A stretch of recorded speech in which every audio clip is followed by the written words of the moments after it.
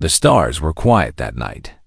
The human colony ship Bright Future moved slowly through the dark space between two star systems.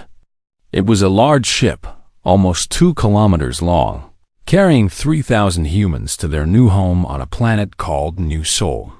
Most of the passengers were families, parents with children, old people with young people. All of them were sleeping now, dreaming of their new life on a new world. Commander Vorax watched the human ship from his warship, the Iron Claw. He was a Droken, a species known for their gray skin, 4 arms, and cold yellow eyes. The Drokens were warriors. They had conquered 12 planets in the last 100 years. They were proud of their power. They believed they were the strongest species in this part of the galaxy. Vorax stood on his command bridge with his 4 arms crossed behind his back. He was tall, even for a Droken. His gray skin was covered with old battle scars. He had fought in many wars. He had killed many enemies. He was not afraid of anything. Or so he thought. "The human ship is not moving fast," said his second-in-command, a younger Droken named Krell. "They have no weapons. They are just a colony ship." Vorax made a low sound in his throat. It was the Droken way of laughing. "Humans are weak," he said. "They are soft. They have no claws, no fangs, no armor. I do not understand how they became a spacefaring species." Krell nodded. "Yes, Commander. But they have many ships, many colonies. Some say they are dangerous." Vorax turned his yellow eyes to Krell. "Dangerous? Humans, they are prey animals, Krell. Look at them. They sleep while traveling through space. They do not even have guards watching their ship. They are foolish." Krell was quiet for a moment. Then he said, "What is your plan, Commander?" Vorax smiled, showing his sharp teeth. "We will take some of them. The small ones. The younglings. Human children are valuable in the slave markets. And if the humans try to stop us, we will use the children as shields. Humans are emotional creatures. They will not attack if their young ones are in danger." Krell felt something cold in his stomach. He had heard stories about humans. Strange stories. Scary stories. But he was a soldier. He would follow his commander's orders. "How many do you want to take?" Krell asked. 5, Vorax said. 5 is enough. Small ones. Easy to control. Easy to sell. The Iron Claw moved closer to the human ship. It was a hunter approaching sleeping prey. Vorax felt excited. This would be easy. Humans were weak. Everyone knew that. On the Bright Future, the children were sleeping in the family section of the ship. This part of the ship was warm and comfortable. The walls were painted with pictures of trees and animals from Earth. The floors were soft. Everything was made to help the children feel safe during the long journey. In one room, a 12-year-old boy named Jinho was sleeping. He was dreaming about playing soccer on New Sol. In his dream, the grass was green and the sky was blue, just like in the old videos of Earth. Jinho had never seen Earth. He was born on a space station, but he dreamed about green grass and blue sky every night. In the next room, his sister Yuna was sleeping with her stuffed animal, a small toy cat she called Nabby. Yuna was only 8 years old. She had big eyes and a big smile. Everyone on the ship loved her because she was always happy. Down the hall, 3 more children were sleeping. Taiwu was 11 years old. He was a quiet boy who loved to read books about machines and robots. His room was full of small devices he had built himself. Hannah was 10 years old. She was Taiwu's best friend. She was brave and loud and always getting into trouble. And then there was Minho, the youngest. He was only 6 years old. He had round cheeks and liked to follow the older children everywhere. These 5 children did not know that their lives were about to change. They did not know that alien eyes were watching them through the walls of their ship. Vorax sent his soldiers to the human ship. 20 Droken warriors, each one carrying a stun weapon. They moved through the dark space in a small shuttle. They attached the shuttle to the human ship without making any noise. Then they cut a hole in the ship's wall and climbed inside. The Droken soldiers were surprised by how warm the human ship was, and how soft everything was. There were no metal walls here, no cold floors. Everything was made for comfort. The Drokens thought this was strange. A ship should be strong, not comfortable. They moved through the halls of the family section. They were looking for children, small humans, easy targets. One soldier found Jinho first. The boy was sleeping on his side, his mouth slightly open. The soldier looked at him for a moment. Human children look so strange. No claws, no scales. Just soft skin and hair on their heads. The soldier raised his stun weapon and fired. A blue light hit Jinho. The boy did not wake up. He just fell into a deeper sleep. The soldiers found the other children quickly. Yuna did not let go of her stuffed cat even when she was stunned. Taiwu had fallen asleep while reading, so his book fell on the floor when they took him. Hannah was sleeping with her arms spread wide, like she was trying to hug the whole bed. Minho was sucking his thumb. The Droken soldiers carried the 5 children back to their shuttle. It was easy. No one woke up. No one saw them. They were gone before anyone on the human ship knew something was wrong. Back on the Ironclaw, Vorax waited in the holding area. He wanted to see his prizes. When the soldiers brought the 5 human children in, he walked around them slowly, looking at each one. So small, he said. So soft. They look like they would break if you dropped them. Krell stood nearby, watching. He still felt that cold feeling in his stomach. Commander, are you sure about this? Humans are known to be protective of their young. Vorax laughed. Protective? What can they do? They have no weapons on that colony ship.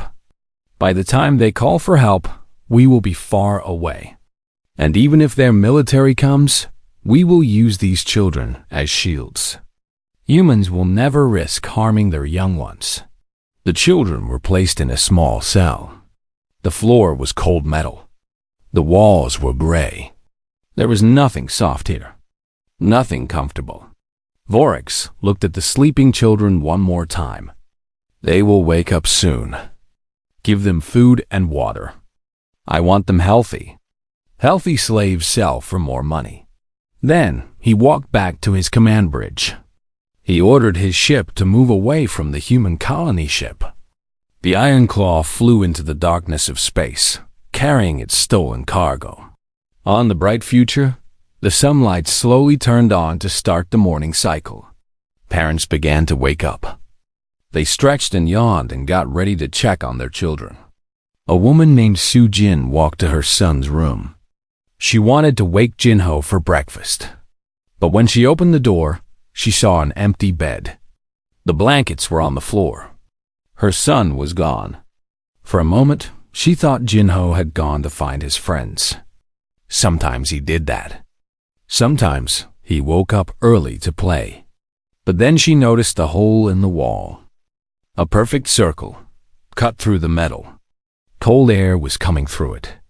And beyond the hole, she could see the black emptiness of space. Sujin screamed. Within minutes, the whole ship was awake. Parents were running through the halls, calling for their children. The captain of the ship, a man named Dong Su, tried to keep everyone calm. But then the reports started coming in. 5 children were missing. Jinho, Yuna, Taiwu, Hana, and Minho, all taken from their beds. All gone. Captain Dong Su looked at the hole in the wall. He looked at the empty beds.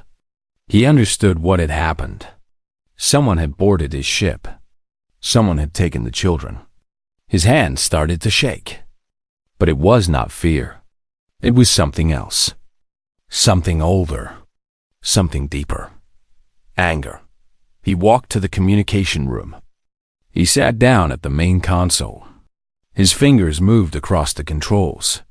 "This is Captain Dong-Su of the colony ship Bright Future," he said, his voice flat and cold.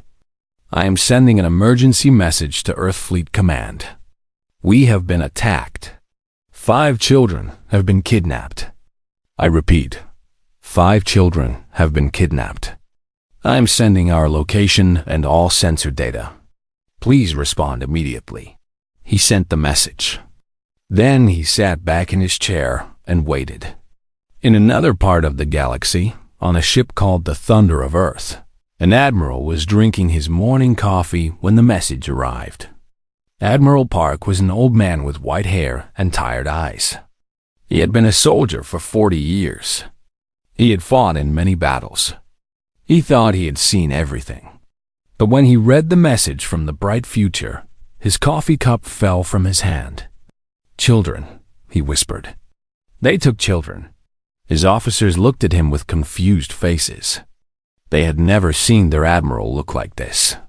His eyes were wide. His face was pale. But he was not afraid. He was something else.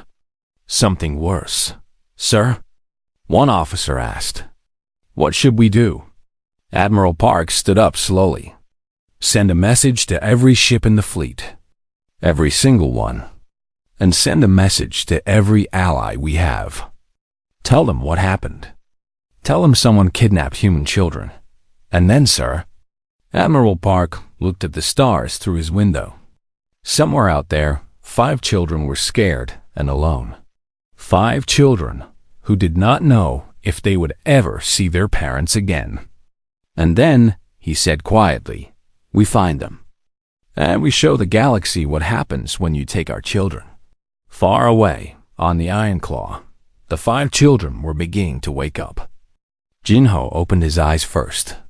He saw the gray walls. He felt the cold floor. He heard strange sounds like clicking and hissing. He did not know where he was. He did not know who had taken him. But he was not going to cry. He was the Iron Claw moved through space at high speed. Commander Vorax was feeling very pleased with himself.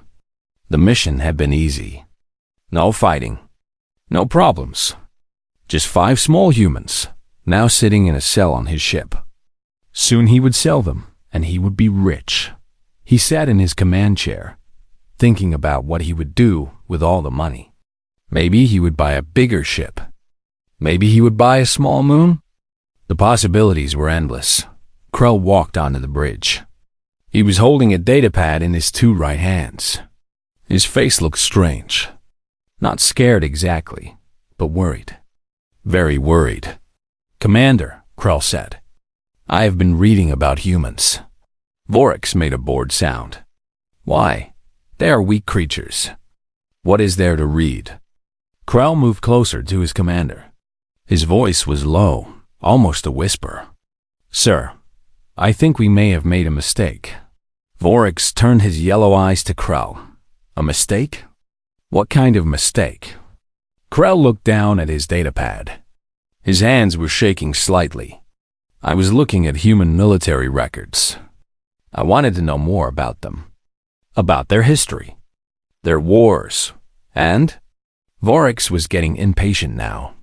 "Commander, humans are not weak. They are. They are something else entirely."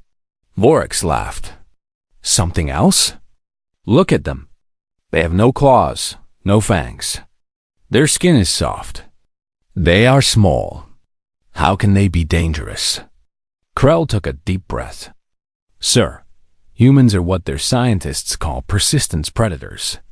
On their home planet, they hunted by chasing animals. Not fast chasing, like we do. Slow chasing. They would follow an animal for hours, days.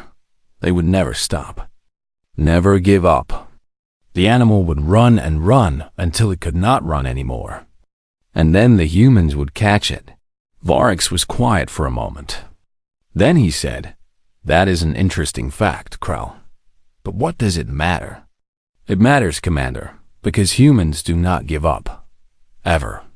When they want something, they chase it until they get it. They do not stop. They do not rest. They just keep coming. Vorax waved one of his hands. Fine, they are stubborn. Many species are stubborn. Krell shook his head. There is more, sir. Much more. He looked at his datapad again. Humans have a chemical in their bodies called adrenaline. When they are scared or angry, this chemical floods their blood. It makes them stronger, faster. It makes them ignore pain. There are records of humans fighting with broken bones, with holes in their bodies. They should have been dead, but they kept fighting. Impressive, Vorax admitted. But we have armor. We have weapons. Humans have weapons too, sir. Very good weapons. They have nuclear bombs that can destroy whole cities. They have particle beams that can cut through any armor. They have ships that can travel faster than ours. Krell paused. And they have something else. Something worse. What? Krell looked into his commander's eyes. They have rage, sir. Human rage is not like Droken anger. When we are angry, we become hot. We act without thinking. But human rage is different. Human rage is cold. When humans are truly angry, they become calm, focused. They plan. They wait. And then they strike with everything they have. Vorax was starting to feel uncomfortable, but he did not want to show it. You are trying to scare me, Krell. It will not work. I am not trying to scare you, sir. I'm trying to warn you. Krell held up his datapad. Look at this. This is from a battle 60 years ago. A group of pirates attacked a human passenger ship. They killed 200 humans. Men, women, and children. What happened? Vorax asked. The humans hunted them. For 5 years, they hunted them. The pirates ran to every corner of the galaxy.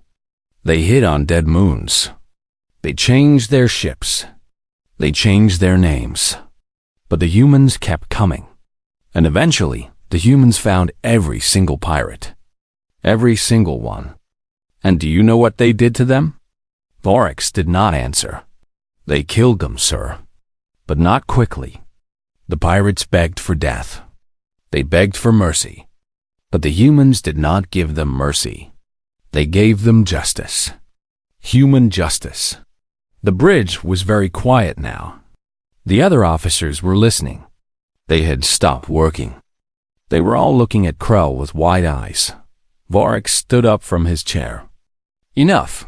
You are exaggerating. Humans cannot be that dangerous. We have conquered 12 planets. We are Drokans. We fear nothing. Commander, Krell said softly, we did not kidnap adult humans. We kidnapped their children. The words hung in the air like poison. Their children, Krell repeated. Sir, in human culture, children are sacred.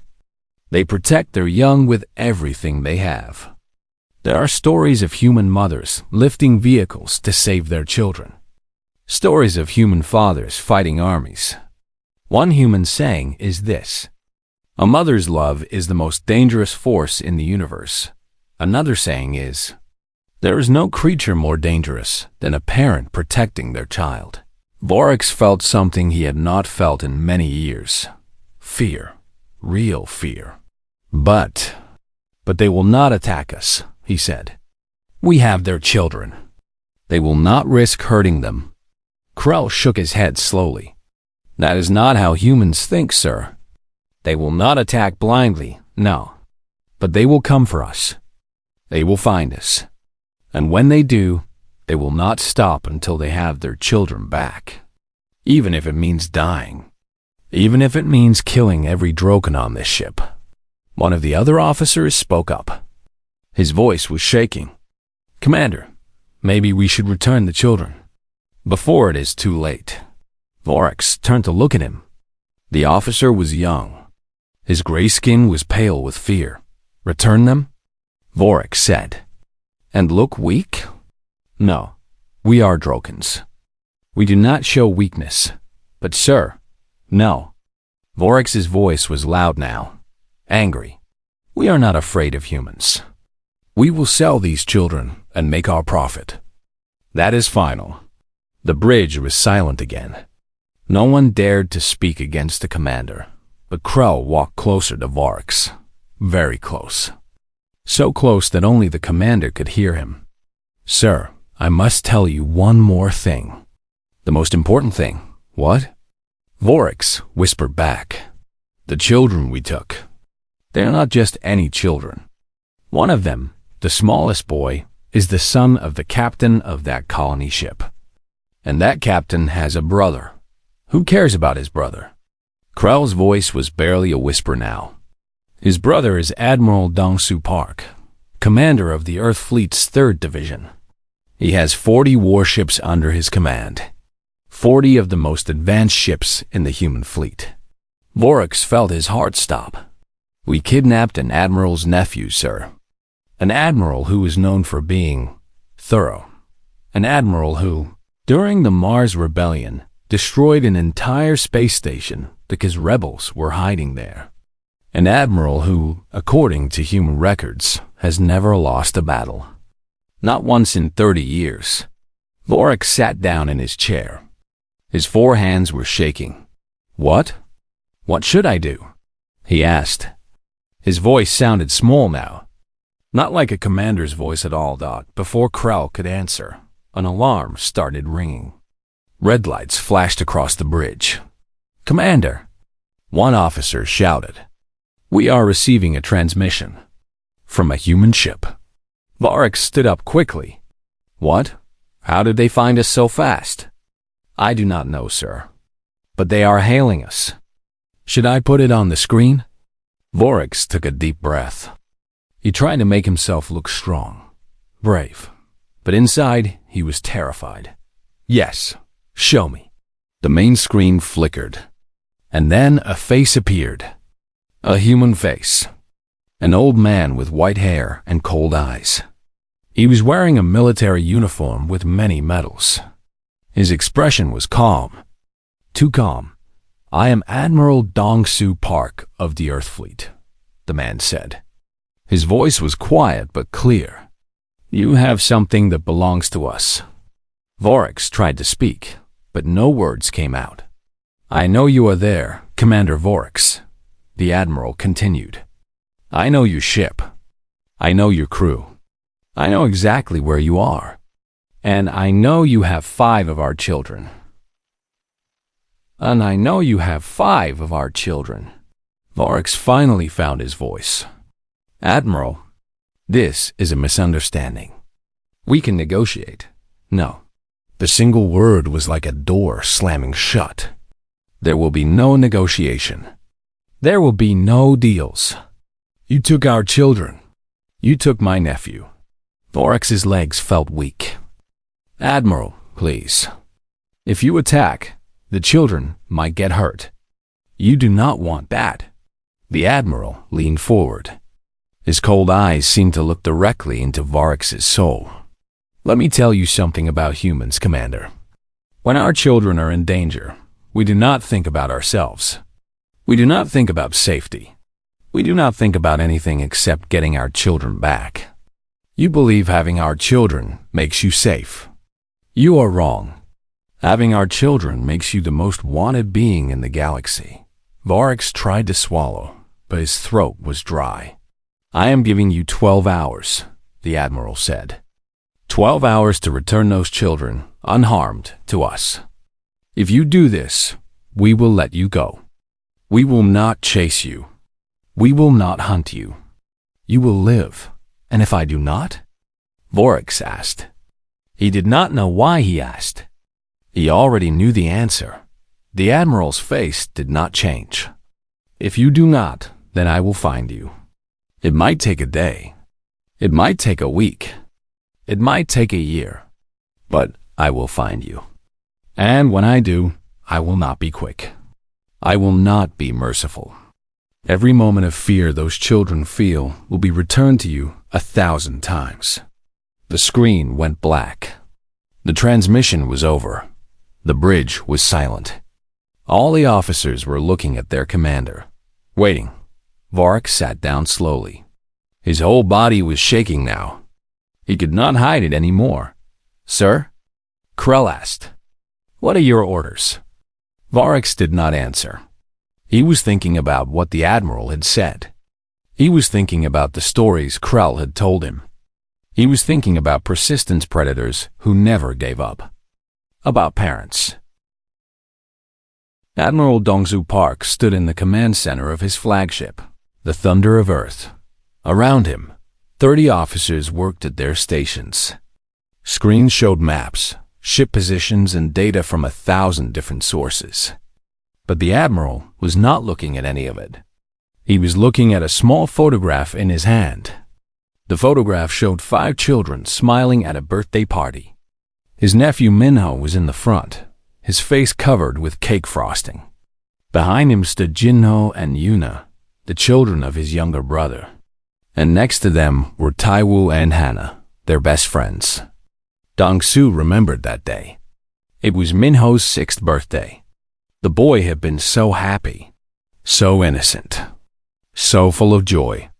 And now some alien had taken him. Had taken all of them. Dongsu put the photograph in his pocket. His face showed no emotion, but inside, something dark was growing. Something cold. Something that had been sleeping for many years. His first officer, a woman named Captain Yumi, walked up to him. She had short black hair and sharp eyes. She had served under Dongsu for 15 years. She knew him better than anyone. "Admiral, we have 40 ships ready to go. The Iron Claw is 6 hours away at maximum speed. We can catch them before the 12-hour deadline." Dongsu nodded slowly. "What about our allies?" "The Peloron Empire has offered 3 cruisers. The Free Worlds Council is sending 5 destroyers. And the Merchant Guild has blocked all ports in this sector. The Drokans cannot sell the children anywhere." "Good." Dongsu's voice was flat, empty. "What do we know about Commander Vorik?" Yumi looked at her data pad. "Vorik is a career soldier. He has commanded the Iron Claw for 12 years. He has a reputation for being cruel but effective. He has never lost a battle against lesser species. He thinks very highly of himself. Does he have family?" Yumi paused. "Sir? Does Vorik have family? Children? A mate?" Yumi checked her data.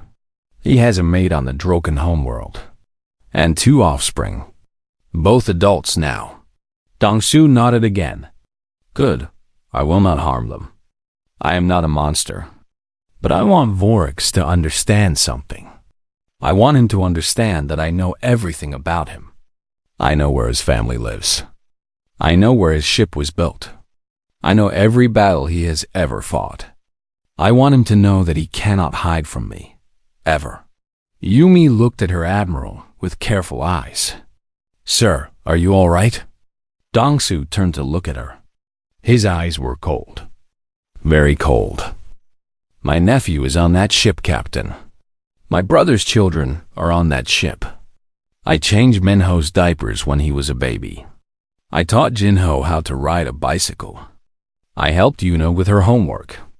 Those children are my family." He paused. His hands were making fists at his sides. "Am I all right?" He repeated. "No, Captain. I am not all right. I will not be all right until those children are safe. And the people who took them are dead." Yumi had never heard her admiral talk like this. In 15 years, she had never seen him so focused, so determined, so dangerous. "Yes, sir," she said quietly. "What are your orders?" "Send another message to the Iron Claw. I want to talk to Vorik again. I want him to see what is coming for him." On the Iron Claw, Commander Vorik was trying to think. He was walking back and forth on his bridge, all 4 hands moving nervously. His officers were watching him with worried eyes. None of them had ever seen their commander like this.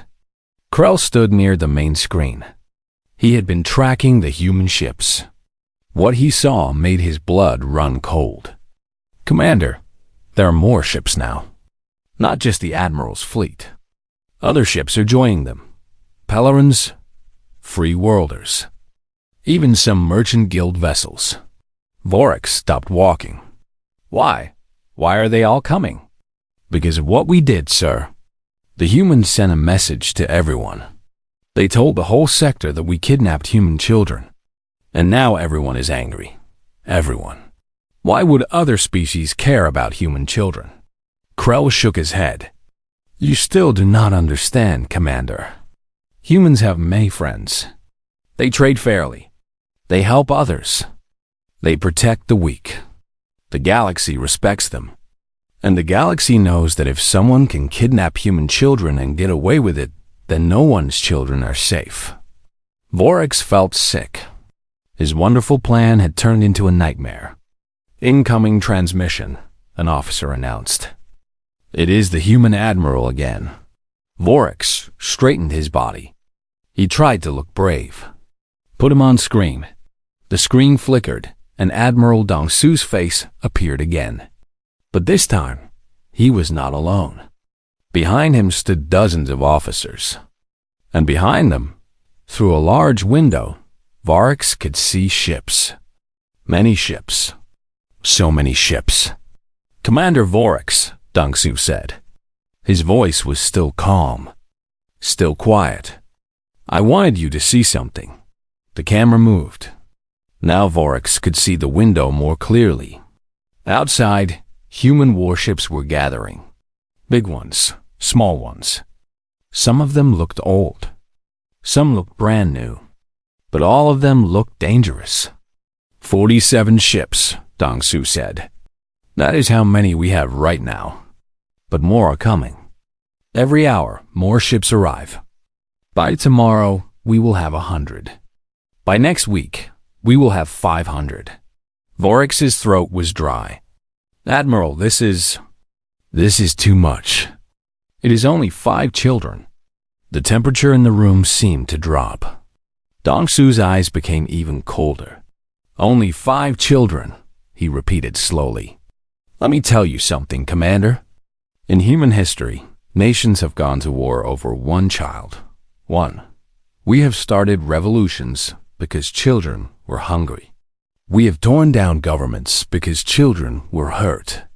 We have ended empires because children were killed." He leaned forward. "You did not take 5 children.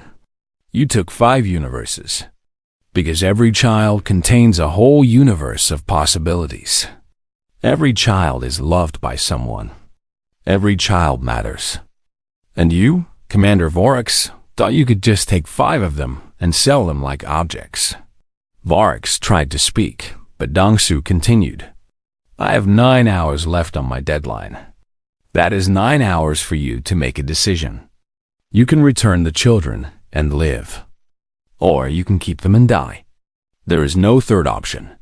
There is no negotiation. There is no escape." "Admiral, please," Vorax said. His voice was shaking now. "If I return the children, my career is over. My reputation is destroyed. I will be a joke." Dongsu was silent for a moment. Then he spoke, and his voice was like ice. "You are worried about your reputation? Your career?" He almost laughed, but there was no humor in it. "Commander, let me be very clear. I do not care about your reputation. I do not care about your career. I do not care about your feelings. The only thing I care about is those 5 children. Everything else, you, your ship, your crew, your entire species, means nothing to me right now." Vorax felt like he had been hit. No one had ever talked to him like this. No one had ever been so cold. "If you want to save your reputation," Dongsu continued, "then you should have thought about that before you kidnapped children. Now your only choices are dishonor or death. Pick one. What if I keep the children?" Vorax asked. He did not know why he asked. Maybe he wanted to understand. Maybe he wanted to hear the answer. Dansu's expression did not change. Then I will hunt you. I will follow you across the galaxy. I will burn down every port that shelters you. I will destroy every ally that helps you. And when I finally catch you, and I will catch you, I will make you watch as I take apart your ship piece by piece. I will make you listen to the screams of your crew. And then, when you are alone, when you have lost everything, I will give you to the parents of those children. He paused. Human parents are not soldiers, Commander. They are not trained. They are not professional. They will not kill you quickly. They will not kill you cleanly. They will hurt you for a very long time. And I will let them, because you threatened their children.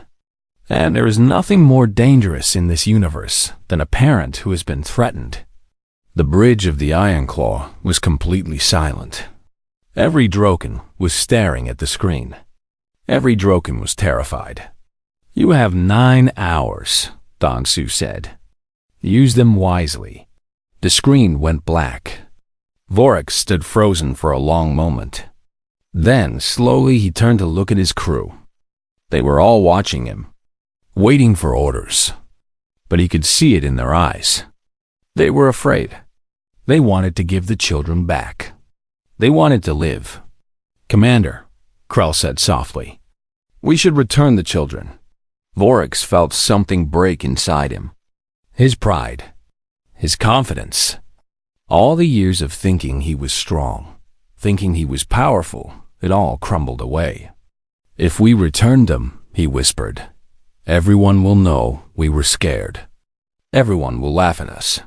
If we do not return them, Krell replied, everyone will forget us, because we will be dead, and our families will be alone, and no one will remember that we existed. Vorax thought about his mate, his 2 grown children. They were waiting for him on the homeworld. They did not know what he had done. They did not know that he had put his life in danger for money, for pride. He had been so stupid. Prepare the children for transport, Vorax said. His voice was barely a whisper. We will return them. Some of his officers looked relieved. Others looked ashamed. But they all started moving, preparing to follow orders. Krell stepped closer to his commander. You made the right choice, sir. Vorax shook his head. I should never have taken them. I should have listened to you from the beginning. Yes, Krell agreed. You should have. But you did not, and now we must deal with the results. At least we will survive. Vorax nodded slowly. Go prepare the children. Make sure they are fed and clean. Make sure they are not hurt in any way. And Krell? Yes, Commander. Be gentle with them. They are just children. They must be terrified. The Ironclaw was not a small ship. It had over 200 rooms, countless hallways, and dozens of maintenance tunnels. It was designed for war. It was built to be strong and scary. But right now, it was being torn apart by 5 children. Jinho led the way through a narrow maintenance tunnel. Behind him came Yuna, still holding her stuffed cat. Then Taiwu, who was grinning like he was having the best day of his life. Then Hannah, who kept looking back to make sure no aliens were following them. And finally, little Minho, who was no longer crying. Where are we going? Yuna whispered. I don't know, Jinho admitted. But anywhere is better than that cell. Taiwu moved up next to Jinho. He was holding a bundle of wires that he had pulled from the wall panel in their cell. I think we should find the engine room. If we can mess with their engines, the ship cannot run away.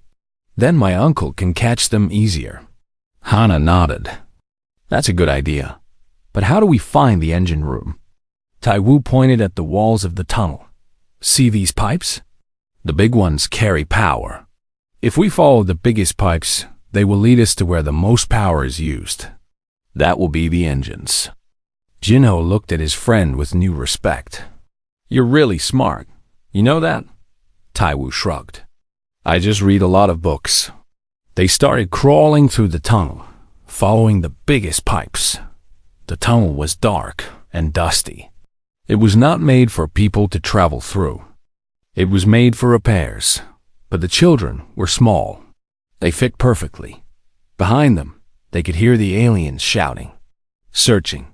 The Drokans were looking everywhere, but they did not think to check the maintenance tunnels. Why would children go in there? It was dark and scary. But human children were not scared of the dark. Human children had grown up hearing stories of monsters under their beds. They had learned to be brave, to face their fears, to never give up. "Stop," Taiwu whispered suddenly. Everyone stopped moving. "What is it?"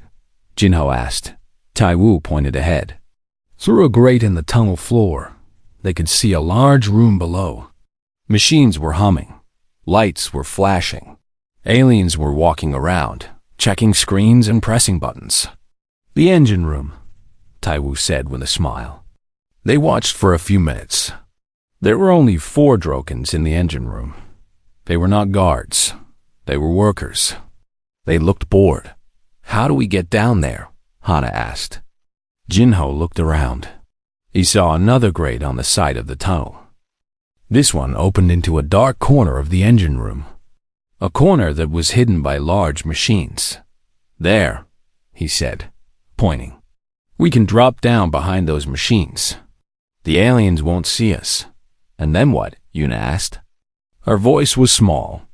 She was the youngest after Minho, and she was starting to get tired. Jinho took her hand. "Then we break things. We break as many things as we can, okay?" Yuna nodded. She held her stuffed cat tighter. "Okay, for Nabi." They moved quietly to the side grate. Jinho opened it slowly, trying not to make noise. Then he dropped down into the engine room. The floor was cold metal. The machines were loud, covering any sound he made. One by one, the other children dropped down too. Minho needed help, so Jinho caught him. They all stood together in the dark corner, looking at the engine room. It was big, very big. There were pipes everywhere, screens everywhere, buttons everywhere. It looked complicated. It looked important. It looked very breakable. Taiwu started examining the machines. His eyes were bright with excitement. He was like a kid in a candy store, except the candy was alien technology, and he wanted to destroy it. "This one," he whispered, pointing to a large machine covered in wires. "This looks like a power regulator. If we break it, the engines will have problems." "How do we break it?" Hana asked. Taiwu pulled out the wires he had been carrying. "We put these in the wrong places. It will cause a short circuit. The machine will stop working." "Do it," Jinho said. Taiwu got to work.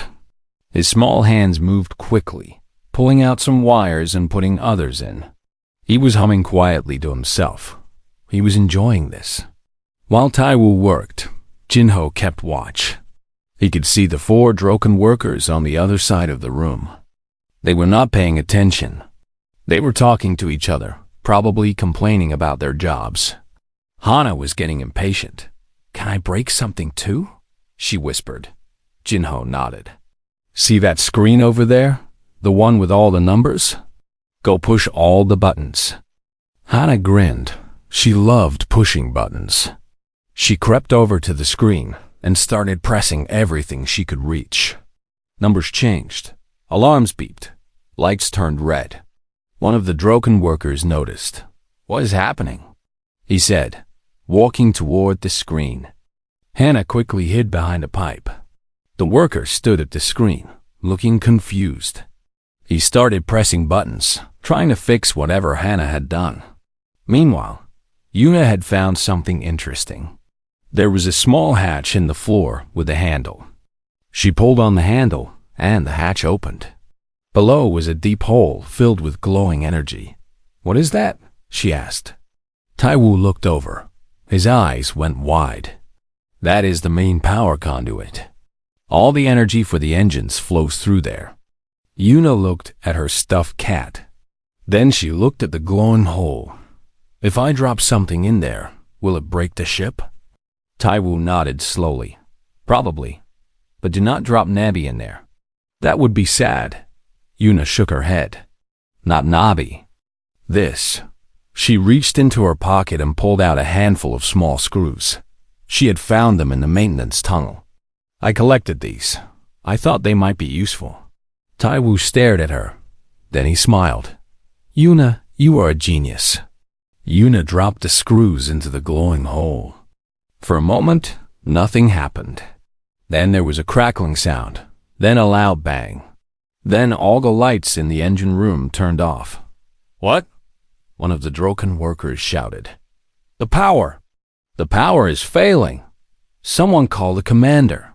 In the darkness, Jinho gathered the other children. Time to go, he whispered. They climbed back into the maintenance tunnel and started crawling away. Behind them, they could hear the aliens screaming and shouting. The engine room was in chaos. That was awesome, Hana said, grinning. We are not done yet, Jinho said. We need to keep them busy until my uncle gets here. They crawled through the tunnels, looking for more things to break.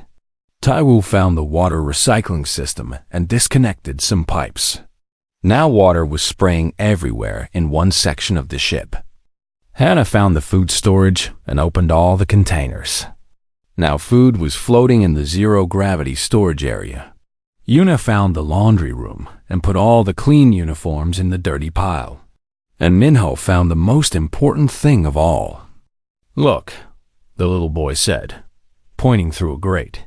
Below them was a room full of weapons. Guns, shields, armor, everything the aliens needed for fighting. The armory, Jinho breathed. Taiwu looked at the weapons with wide eyes. If we break that, they cannot fight. They will have nothing. But there are guards, Yuna pointed out. 2 large Drokens were standing at the door of the armory. They were carrying big guns. They looked scary. Jinho thought for a moment. Then he had an idea. Minho, he said. Do you remember the game we played at the birthday party? The one where you cried really loud and made all the grown-ups come running. Minho nodded. He had been very good at that game. I need you to do that again, but louder. Much louder. Minho smiled. His eyes crinkled the way they did when he was about to be naughty. Okay, I can do that. They found another grate that opened into a hallway near the armory. Jinho dropped down first, then helped Minho. The other children waited in the tunnel. Jinho pointed at the guards. When I say go, you start crying. Really loud as you can. And when the guards come to look at you, you run to me. Okay? Minho nodded again. He walked to the middle of the hallway, sat down on the floor, and waited. Go, Jinho whispered. Minho opened his mouth and screamed.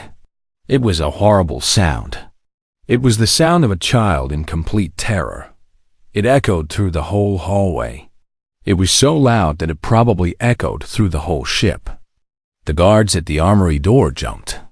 They looked at each other. Then they ran toward the sound.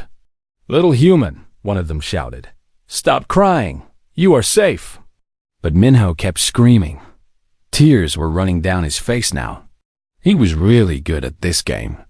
The guards got closer. They put down their guns so they could pick up the crying child. They did not look scary anymore. They looked worried, confused, and that was when Jinho moved. He ran past the guards while they were distracted. He grabbed one of their guns. It was heavy, but he could carry it. Then he ran into the armory. Hey, one guard shouted. Come back. They tried to follow Jinho, but Minho grabbed one of their legs and would not let go. The guard fell down. The other guard tried to pull Minho away, but the little boy was holding on with all his strength. Let go, the guard yelled. Minho bit him. The guard screamed and let go of Minho. The little boy ran down the hallway, climbed up a wall panel that Jinho had loosened earlier, and disappeared into the maintenance tunnel. Inside the armory, Jinho was working fast. He did not know how to break the weapons, but he did know how to make a mess. He pushed shelves over. He dropped things on the floor. He mixed up all the ammunition. Then he found something interesting, a box with a warning sign on it. He could not read the alien language, but warning signs were usually for dangerous things. He opened the box.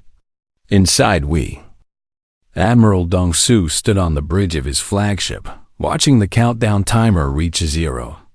12 hours had passed. The deadline was over. "Status report," he said calmly. Captain Yumi checked her screens. "The Iron Claw has not moved, Admiral.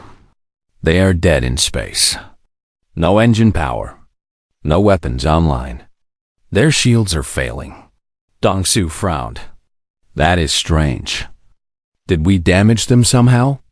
"No, sir. We have not fired a single shot. According to our scans, their ship is, well, it is falling apart from the inside." "From the inside?" "Yes, sir. Multiple system failures. Power outages. Water damage. Their communication array is completely destroyed." Yumi paused. "And there is colored smoke coming out of their ventilation system." Dong-Su stared at the broken ship through the window. It did not look dangerous anymore. It looked broken, beaten. "What happened to them?" He whispered. "Sir, we are receiving a transmission. It is Commander Vorix. He wants to surrender." Dong-Su took a deep breath. "Put him on screen." The screen flickered and Vorix appeared. But he did not look like the proud commander from before. His gray skin was pale. His yellow eyes were tired. There was something that looked like pink smoke drifting behind him. "Admiral Dong-Su," Vorix said. His voice was weak, broken. "I surrender. I surrender completely. Please, please just take your children and go." Dong-Su had prepared for many things. He had prepared for battle. He had prepared for negotiations. He had prepared for threats and treks and traps. He had not prepared for this. "What happened to your ship, Commander?" he asked. Vorix closed his eyes for a moment. When he opened them, they were full of something that looked like fear, but not fear of the human fleet. Fear of something else. "Your children happened, Admiral. Your 5 small, soft, weak children. They escaped from their cell. They have been running through our ship for hours, breaking things, hiding, fighting us at every turn." Dong-Su felt something strange in his chest. Pride. Deep, warm pride. "They escaped?" he said, keeping his voice neutral. "They escaped, yes. The older boy organized them. The girl with the toy cat put screws in our main power conduit. The boy who likes machines destroyed our engine controls. The loud girl filled our hallways with smoke. And the little one..." Vorix shuddered. "The little one bites." Captain Yumi made a small sound. It might have been a laugh. "My crew is hiding from them," Vorix continued. "Do you understand, Admiral? Trained Droken warriors are hiding from 5 human children. Some of my soldiers have locked themselves in escape pods. They say they feel safer there." Now Dong-Su could not hide his smile. "I see. Please," Vorix begged. "Please just take them. Take them and leave us alone. I will never touch a human again. I will never look at a human again. I will tell every Droken I meet to stay away from humans and their terrible, terrible children." Dong-Su turned to Yumi. "Prepare a boarding party. I will lead it myself." "Sir, is that safe? The ship is broken. Their weapons are offline. And I need to see this with my own eyes." He smiled again. "I need to see these terrible children." The human shuttle docked with the Iron Claw easily. The Droken ship could not even try to stop them. Dong-Su led 20 soldiers onto the alien vessel. What he found was chaos. The hallways were full of colored smoke. Water was dripping from the ceiling. Food was floating in some areas where the gravity had failed. Alarm lights were flashing everywhere. And there were no guards, no soldiers, no one trying to stop them. "Hello?" Dong-su called out. "Is anyone here?" A door opened nearby. A Droken peeked out. When he saw the human soldiers, he looked relieved. "Oh, thank the stars," the Droken said. "You are here. Please take them. Please take them away. Where are the children?" Dong-su asked. The Droken pointed down the hallway with a shaking hand. "Last we heard, they were in the cargo bay. They set fire to something. Again." Dong-su walked toward the cargo bay. His soldiers followed. Along the way, they passed many Droken crew members. All of them were hiding. Some were in closets. Some were under tables. Some had barricaded themselves in rooms. One Droken was crying softly. When they reached the cargo bay, they found smoke and flames. Someone had set fire to a pile of supplies. And standing in front of the fire, watching it burn, were 5 children. Jinho saw the humans first. His face changed from fierce concentration to pure joy. "Uncle Dong-su," he shouted. He ran toward the Admiral and threw his arms around him. Dong-su hugged him back, holding tight. "Jinho," he said softly, "you are safe. You are all safe." The other children came running too. Yuna was still holding her stuffed cat, which was now slightly singed. Taiwu was covered in grease and engine oil. Hannah had smoke stains on her face. And little Minho had dried alien blood on his shirt. "Uncle!" Minho cried, reaching up to be held. Dong-su picked him up with one arm while still holding Jinho with the other. Tears were forming in his eyes. "Are you hurt?" he asked. "Did they hurt any of you?" "No," Jinho said. "But we hurt them." "A lot," Dong-su laughed. It was a real laugh, full of relief and joy and pride. "I can see that. You destroyed their ship." "Not all of it," Taiwu said, sounding disappointed. "We did not have time to reach the reactor." "You were going to destroy the reactor?" "Maybe," Taiwu admitted. "If we had more time." Captain Yumi walked up behind the Admiral. She was looking at the children with wide eyes. "Sir, these kids, they really did all this damage?" "We had help," Yuna said seriously. "Nabi helped too." She held up her stuffed cat. The toy was dirty and burned in places. "Nabi is a very brave cat," Yumi said, equally serious. They walked back through the ruined ship. Everywhere they went, Droken crew members came out of hiding. Some of them thanked the humans. Some of them just stared at the children with fear in their eyes. They passed one Droken who was lying on the floor, groaning. He had bite marks on his hands, his arms, and his face. "The little one got me," he moaned. "The little one is a monster." Minho waved at him cheerfully from the Admiral's arms. When they reached the airlock where the shuttle was docked, Vorax was waiting for them. The Droken commander looked small, weak. He had lost all his pride. "Admiral," he said quietly, "I am sorry. I was foolish. I did not understand." Dong-su looked at him coldly. "No, you did not. I have learned my lesson. Humans are not weak. Human children are not weak. I will never make this mistake again." "No, you will not," Dong-su agreed. "Because I am going to tell every species in the galaxy what happened here. I am going to tell them that 5 human children, the oldest one 12 years old, destroyed a Droken warship. I am going to make sure everyone knows." Vorax lowered his head. "Yes, I deserve that." "You deserve worse," Dong-su said. "But I made a promise. I said if you return the children, I would let you go. I keep my promises." He started to walk toward the shuttle, then stopped. "Vorax," he said without turning around, "if you ever come near human space again, I will not be so kind. If you ever look at another human child, I will find you. And next time, I will not bring soldiers. I will bring parents." Vorik shuddered. He had seen what children could do. He did not want to know what parents could do. "Goodbye, Commander," Dongsu said. "I hope we never meet again." The humans boarded their shuttle and flew back to the flagship.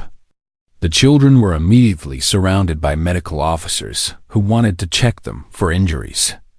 They were wrapped in warm blankets and given hot food and sweet drinks. On the bridge of the Thunder of Earth, the crew watched as the children ate and laughed and told stories about their adventure. Everyone was smiling. Everyone was relieved. Jinho sat next to his uncle, eating a bowl of soup. "Uncle Dongsu, how did you find us so fast?" "We tracked the Droken ship. We had help from many friends. The whole galaxy was looking for you." "Really?" "Really." When word spread that human children were taken, everyone wanted to help find you. Species we have never even talked to sent ships to search. You are famous now. Jinho thought about this. Because we are human children? Because you are precious. Every child is precious. And humans protect what is precious to them. Dongsu put his hand on his nephew's shoulder. But I have to say, I did not expect to find you destroying an enemy ship. I expected you to be scared, waiting for rescue. Jinho shrugged.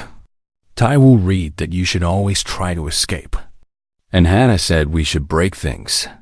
And Yuna had those screws. And Minho can cry really loud. So we just work together. You are very brave, Dongsu said seriously. All of you. You are the bravest children I have ever known. Hannah heard this and grinned. Does that mean we get medals? Captain Yumi laughed. I think that can be arranged. And ice cream? Minho asked hopefully. All the ice cream you can eat. Minho's face lit up. All the fear and stress of the past day seemed to disappear. He was just a 6-year-old boy again, thinking about ice cream. The fleet began its journey back to the bright future, where the parents were waiting. The other ships formed a protective circle around the Admiral's flagship. No one would hurt these children again. Ever. Far behind them, the Iron Claw drifted in space. Its engines were dead. Its systems were broken. Its crew was traumatized. It would take months to repair the damage. Commander Vorik sat alone in his quarters, staring at the wall. He was thinking about what had happened, thinking about how wrong he had been. Humans were not weak. Human children were not helpless. The soft skin and small bodies hid something powerful, something dangerous, something that Voriks would never forget.